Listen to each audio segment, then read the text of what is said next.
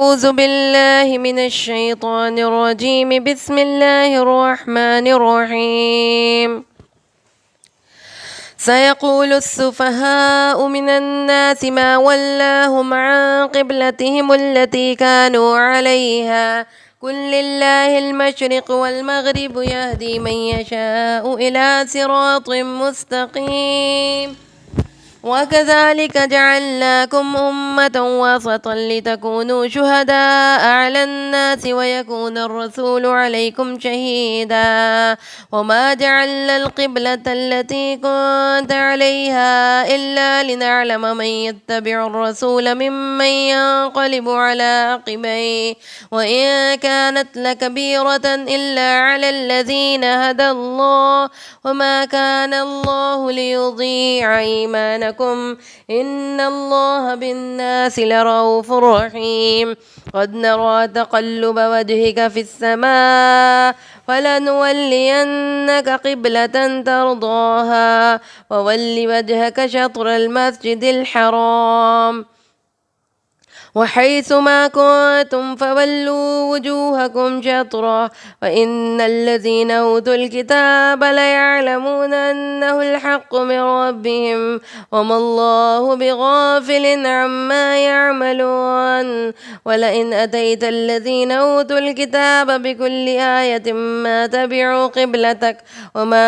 أنت بتابع قبلتهم وما بعضهم بتابع قبلة بعض ولئن اتبعت أهواءهم من بعد ما جاءك من العلم إنك إذا لمن الظالمين. الذين آتيناهم الكتاب يعرفونه كما يعرفون أبناءهم وإن فريقا منهم ليكتمون الحق وهم يعلمون. الحق من ربك فلا تكونن من الممترين. ولكل وجهة هو موليها فاستبقوا الخيرات أينما تكونوا يأتي بكم الله جميعا إن الله على كل شيء قدير.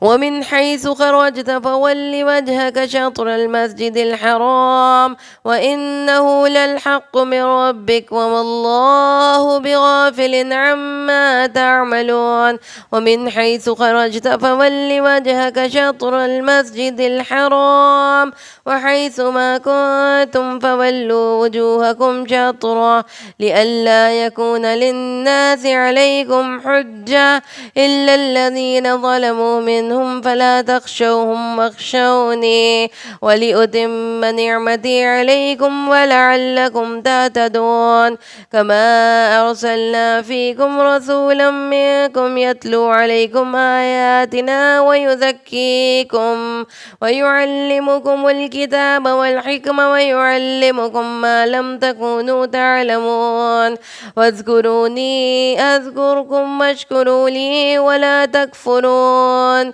يا أيها الذين آمنوا استعينوا بالصبر والصلاة إن الله مع الصابرين. ولا تقولوا لمن يقتل في سبيل الله أموات بل أحياء ولكن لا تشعرون. ولنبلونكم بشيء من الخوف والجوع ونقص من الأموال والأنفس والثمرات وبشر الصابرين الذين إذا أصابتهم مصيبة قالوا إنا لله وإنا إليه راجعون. أولئك عليهم صلوات من ربهم ورحمة وأولئك هم المهتدون. إن الصفا والمروة من شعائر الله فمن حج البيت أو اعتمر فلا جناح عليه أن يطوف بهما ومن تطوع خيرا فإن الله شاكر عليم. إن الذين يكتمون ما أنزلنا من البينات والهدى من بعد ما بينا قدمناه للناس في الكتاب أولئك يلعنهم الله ويلعنهم اللاعنون إلا الذين تابوا وأصلحوا وبينوا فأولئك أتوب عليهم وأنا التواب الرحيم إن الذين كفروا وماتوا وهم كفار أولئك عليهم لعنة الله والملائكة والناس أجمعين خالدين فيها لا يخفف عنهم العذاب ولا هم ينذرون وإلهكم إله واحد لا إله إلا هو الرحمن الرحيم إن في خلق السماوات والأرض واختلاف الليل والنهار والفلك التي تجري في البحر بما ينفع الناس وما أنزل الله من السماء من ماء فأحيا به الأرض بعد موتها وبث فيها من كل دابة وتصريف الرياح والسحاب المسخر بين السماء والأرض لآيات لقوم يعقلون ومن الناس من يتخذ من دون الله أندادا يحبونهم كحب الله والذين آمنوا أشد حبا لله ولو يرى الذين ظلموا إذ يرون العذاب أن القوة لله جميعا وأن الله شديد العذاب وإذ تبرأ الذين اتبعوا من الذين اتبعوا ورأوا العذاب وتقطعت بهم الأسباب وقال الذين اتبعوا لو أن لنا كرة فنتبرأ منهم كما تبرأوا منا كذلك يريهم الله أعمالهم حسرات عليهم وما هم بخالدين من النار يا أيها الناس كلوا مما في الأرض حلالا طيبا ولا تتبعوا خطوات الشيطان إنه لكم عدو مبين إنما يأمركم بالسوء والفحشاء وأن تقولوا على الله ما لا تعلمون وإذا قيل لهم اتبعوا ما أنزل الله قالوا بل نتبع ما ألفينا عليه آباءنا أولو كان آباؤهم لا يعقلون شيئا ولا يهتدون ومثل الذين كفروا كمثل الذي ينعق بما لا يسمع إلا دعاء ونداء ثم بكم عمي فهم لا يعقلون يا أيها الذين آمنوا كلوا من طيبات ما رزقناكم واشكروا لله إن كنتم إياه تعبدون إنما حرم عليكم الميتة والدم ولحم الخنزير وما أهل به لغير الله فمن اضطر غير باغ ولا عاد فلا إثم عليه إن الله غفور رحيم إن الذين يكتمون ما أنزل الله من الكتاب ويشترون به ثمنا قليلا أولئك ما يأكلون في بطونهم إلا النار ولا يكلمهم الله يوم القيامة ولا يزكيهم ولهم عذاب أليم أولئك الذين اشتروا الضلالة بالهدى والعذاب بالمغفرة وما أصبرهم على النار ذلك بأن الله نزل الكتاب بالحق وإن الذين اختلفوا في الكتاب لفي شقاق بعيد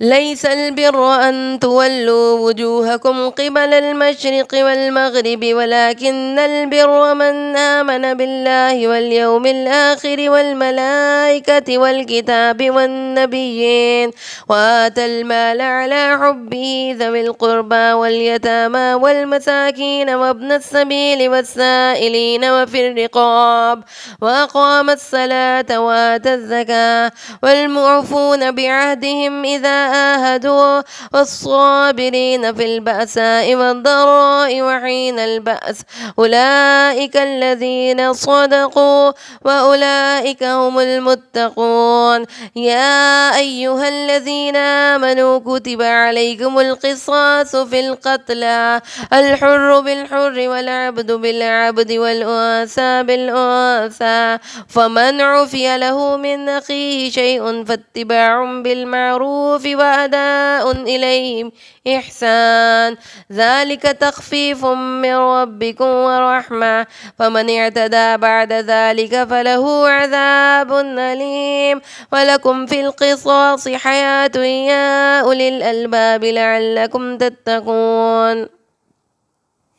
كتب عليكم إذا حضر أحدكم الموت إن ترك خيرا الوصية للوالدين والأقربين بالمعروف حقا على المتقين وما بدله بعدما سمعه فإنما إثمه على الذين يبدلونه إن الله سميع عليم. فمن خاف من موص جنفا أو إثما فأصلح بينهم فلا إثم عليه إن الله غفور رحيم. يا أيها الذين آمنوا كتب عليكم الصيام كما كتب على الذين من قبلكم لعلكم تتقون أياما معدودات وما كان منكم مريضا أو على سفر فعدة من أيام أخر وعلى الذين يطيقونه فدية طعام مسكين وما تطوع خيرا فهو خير الله وأن تصوموا خير لكم إن كنتم تعلمون. شهر رمضان الذي أنزل فيه القرآن هدى للناس وبينات من الهدى والفرقان ومن شهد منكم الشهر فليصم ومن كان مريضا أو على سفر فعدة من أيام أخر يريد الله بكم اليسر ولا يريد بكم العسر ولتكملوا العدة ولتكبروا الله على ما هداكم ولعلكم تشكرون.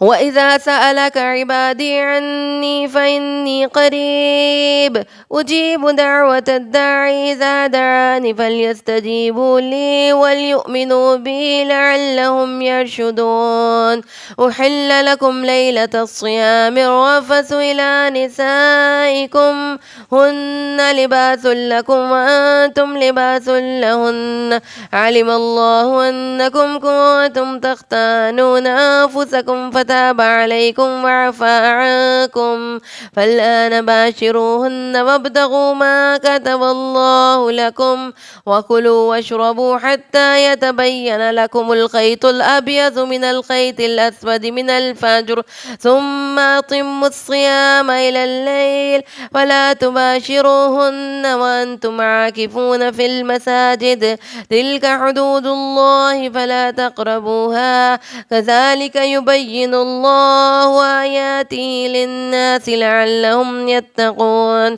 ولا تأكلوا أموالكم بينكم بالباطل وتدلوا بها إلى الحكام لتأكلوا فريقا من أموال الناس بالإثم وأنتم تعلمون. يسألونك عن الأهلة قل هي مواقيت للناس والحج وليس البر بأن تأتوا البيوت من ظهورها ولكن البر من اتقى وأتوا البيوت من أبوابها واتقوا الله لعلكم تفلحون. وقاتلوا في سبيل الله الذين يقاتلونكم ولا تعتدوا إن الله لا يحب المعتدين. واقتلوهم حيث ثقفتموهم وأخرجوهم من حيث أخرجوكم والفتنة أشد من القتل ولا تقاتلوهم عند المسجد الحرام حتى يقاتلوكم فيه فإن قاتلوكم فاقتلوهم كذلك جزاء الكافرين فإن انتهوا فإن الله غفور رحيم وقاتلوهم حتى لا تكون فتنة ويكون الدين لله فإن انتهوا فلا عدوان إلا على الظالمين الشهر الحرام بالشهر الحرام والحرمات قصاص فمن اعتدى عليكم فاعتدوا عليه بمثل ما اعتدى عليكم واتقوا الله واعلموا أن الله مع المتقين وأنفقوا في سبيل الله ولا تلقوا بأيديكم إلى التهلكة وأحسنوا إن الله يحب المحسنين وأتموا الحج والعمرة لله فإن أحصرتم فما استيسر من الهدي ولا تحلقوا رؤوسكم حتى يبلغ الهدي محله وما كان منكم مريضا أو به أذى من رأسه ففدية من صيام أو صدقة أو نسك فإذا أمنتم فمن تمتع بالعمرة إلى الحج فما استيسر من الهدي ومن لم يجد فصيام 3 أيام في الحج و7 إذا رجعتم تلك 10 كاملة ذلك لمن لم يكن أهله حاضر المسجد الحرام واتقوا الله واعلموا أن الله شديد العقاب الحج أشهر معلومات فما فرض فيهن الحج فلا رفث ولا فسوق ولا جدال في الحج وما تفعلوا من خير يعلمه الله وتزودوا فإن خير الزاد التقوى واتقون يا أولي الألباب ليس عليكم جناح أن تبتغوا فضلا من ربكم فإذا أفضتم من عرفات فاذكروا الله عند المشعر الحرام واذكروه كما هداكم وإن كنتم من قبله لمن الضالين ثم أفيضوا من حيث أفاض الناس واستغفروا الله إن الله غفور رحيم فإذا قضيتم مناسككم فاذكروا الله كذكركم آباءكم أو أشد ذكرا ومن الناس من يقول ربنا آتنا في الدنيا وما له في الآخرة من خلاق ومنهم من يقول ربنا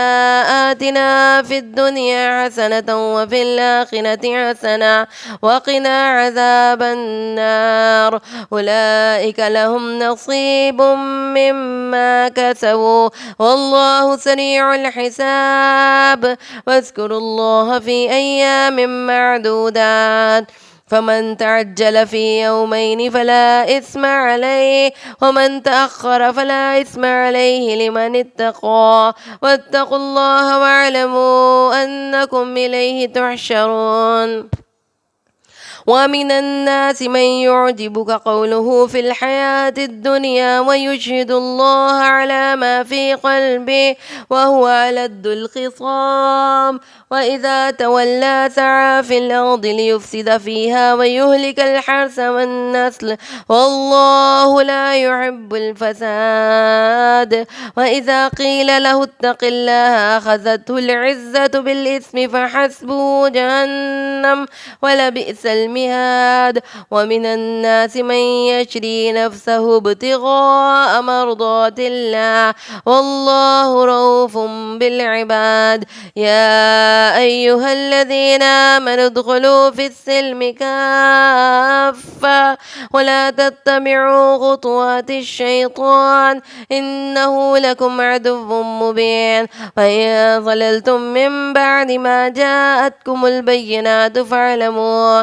واعلموا أن الله عزيز حكيم. هل ينظرون إلا أن يأتيهم الله في ظلل من الغمام والملائكة وقضي الأمر وإلى الله ترجع الأمور. سل بني إسرائيل كم آتيناهم من آية بينة ومن يبدل نعمة الله من بعد ما جاءته فإن الله شديد العقاب. زين للذين كفروا الحياة الدنيا ويسخرون من الذين آمنوا والذين اتقوا فوقهم يوم القيامة والله يرزق من يشاء بغير حساب. كان الناس أمة واحدة فبعث الله النبيين مبشرين ومنذرين وأنزل معهم الكتاب بالحق ليحكم بين الناس فيما اختلفوا فيه وما اختلف فيه إلا الذين أوتوه من بعد ما جاءتهم البينات بغيا بينهم فهدى الله الذين آمنوا لما اختلفوا فيه من الحق بإذنه والله يهدي من يشاء إلى صراط مستقيم. أم حسبتم أن تدخلوا الجنة ولما يأتكم مثل الذين خلوا من قبلكم مستهم البأساء والضراء وزلزلوا حتى يقول الرسول والذين آمنوا معه متى نصر الله ألا إن نصر الله قريب. يسألونك ماذا ينفقون قل ما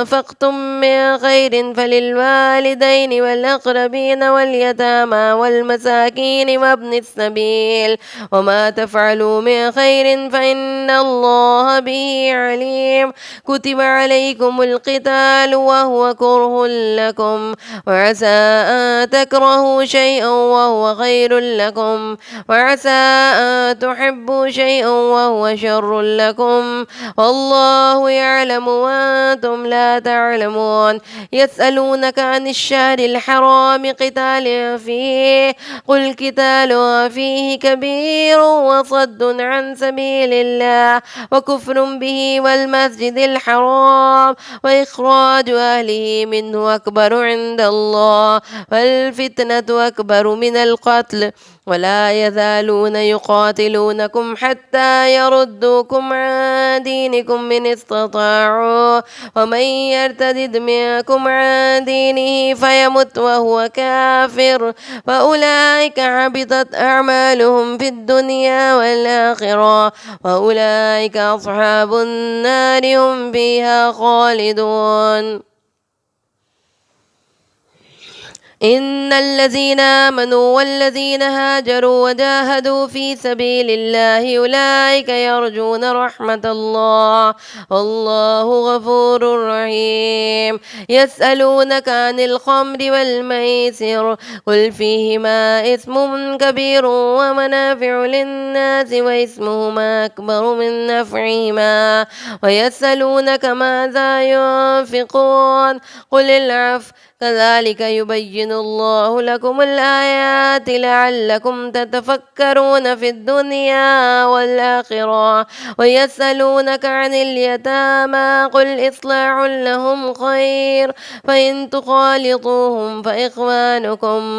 والله يعلم المفسد من المصلح ولو شاء الله لأعنتكم إن الله عزيز حكيم. ولا تنكحوا المشركات حتى يؤمن ولا أمة مؤمنة خير من مشركة ولو أعجبتكم ولا تنكحوا المشركين حتى يؤمنوا ولعبد مؤمن خير من مشرك ولو أعجبكم أولئك يدعون إلى النار والله يدعو إلى الجنة والمغفرة بإذنه ويبين آياته للناس لعلهم يتذكرون. ويسألونك عن المحيض قل هو أذى فاعتزلوا النساء في المحيض ولا تقربوهن حتى يطهرن وإذا تطهرن فأتوهن من حيث أمركم الله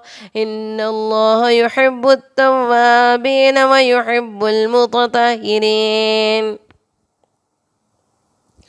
نساؤكم حرث لكم فأتوا حرثكم أنا شئتم وقدموا لأنفسكم واتقوا الله واعلموا أنكم ملاقوه وبشر المؤمنين. ولا تجعلوا الله عرضة لأيمانكم أن تبروا وتتقوا وتصلحوا بين الناس والله سميع عليم. لا يؤاخذكم الله باللغو في أيمانكم ولكن يؤاخذكم بما كسبت قلوبكم والله غفور حليم. للذين يؤلون من نسائهم تربص 4 أشهر فإن فاءوا فإن الله غفور رحيم وإن عزموا الطلاق فإن الله سميع عليم. والمطلقات يتربصن بأنفسهن 3 قروء ولا يحل لهن أن يكتمن ما خلق الله في أرحامهن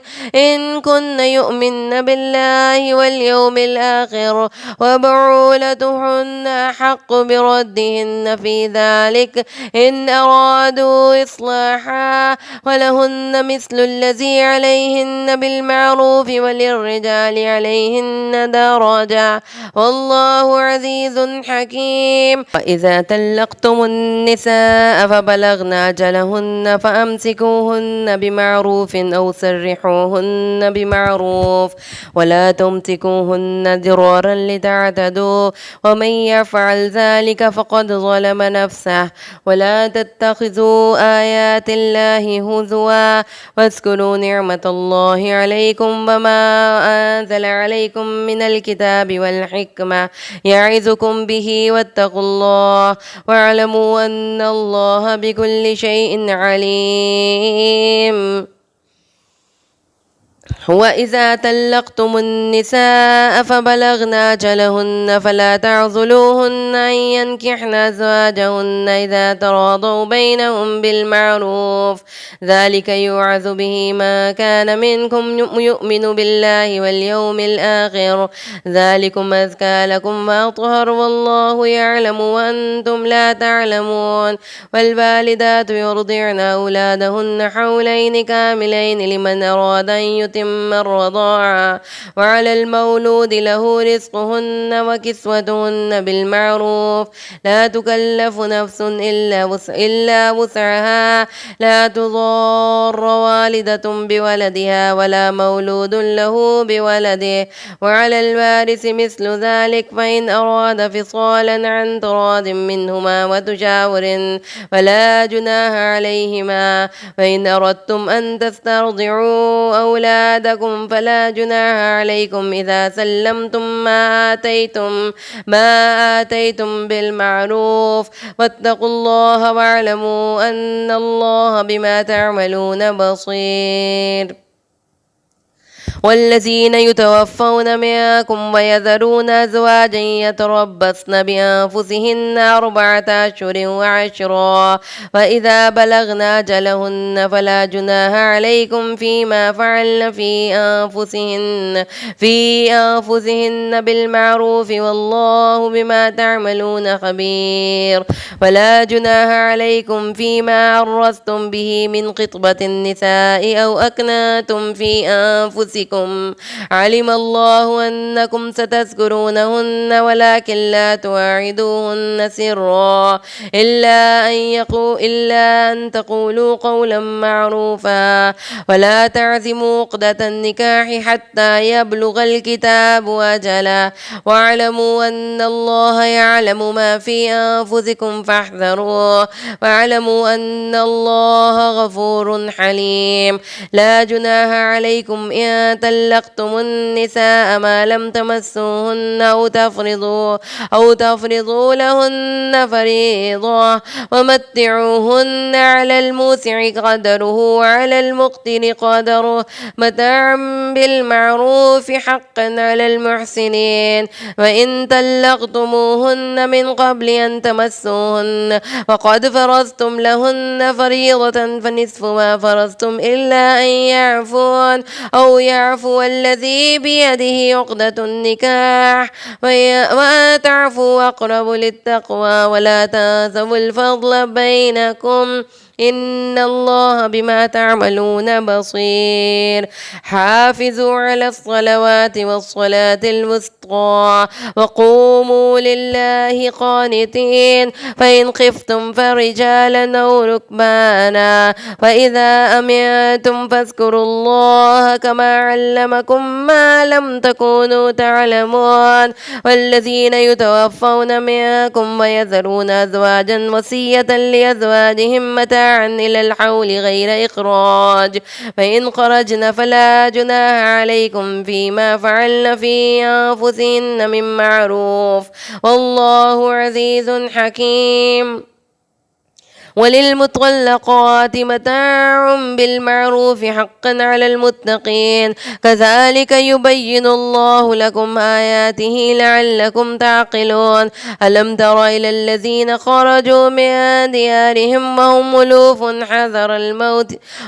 فقال لهم موتوا ثم أحياهم إن الله لذو فضل على الناس ولكن أكثر الناس لا يشكرون. وقاتلوا في سبيل الله واعلموا أن الله سميع عليم. من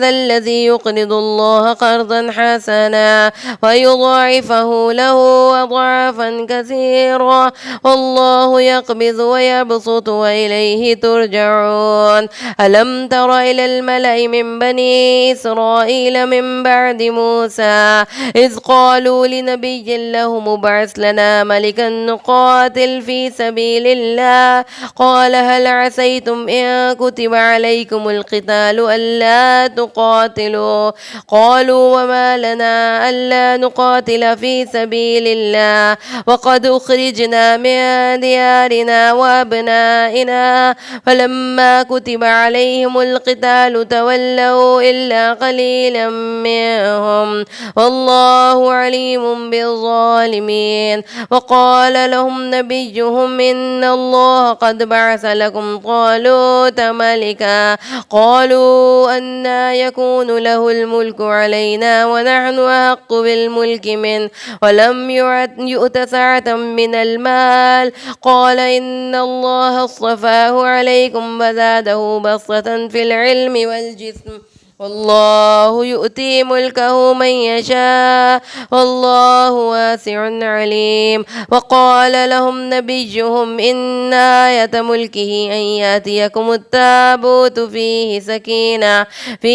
سكينة من ربكم وبقية مما ترك آل موسى وآل هارون تحمله الملائكة إن في ذلك لآية لكم إن كنتم مؤمنين. فلما فصل طالوت بالجنود قال إن الله مبتليكم بنهر فمن شرب منه فليس مني ومن لم يطعمه فإنه مني إلا من اغترف غرفة بيده فشربوا منه إلا قليلا منهم. فلما جاوزه هو والذين آمنوا معه قالوا لا طاقة لنا اليوم بجالوت وجنوده قال الذين يظنون أنهم ملاقو الله كم من فئة